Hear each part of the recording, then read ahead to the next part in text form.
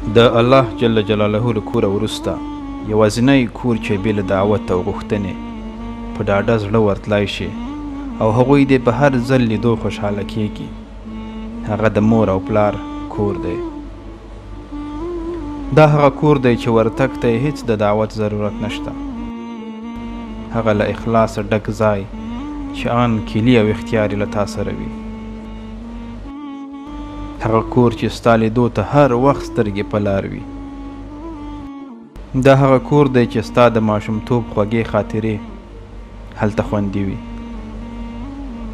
د مور او پلار کور هغه کور دی چې دسترخوان یې همیش له مینې ډک او له ریا پاک وي. هغه کور چې کله ورشي وی ویني او دغه په مینه کتل او له هغوی سره نرمې خبرې کول هم ستا لپاره عبادت حسابیږي. هغه کور چې کله ور نشي درپسې خفه کیږي او یادوي دې. هغه کور چې پکې مور او پلار خپل وخت او ځواني د دې لپاره تیره کړي وي چې د خپل اولادونو د ژوند تیارې پرې رڼا کړي. او بالاخره د مور او پلار کور هغه ځای دی چیرته چې د هغوی د اواز په اورېدو هم ستا د ژوند ټوله ستړیا ختمیږي.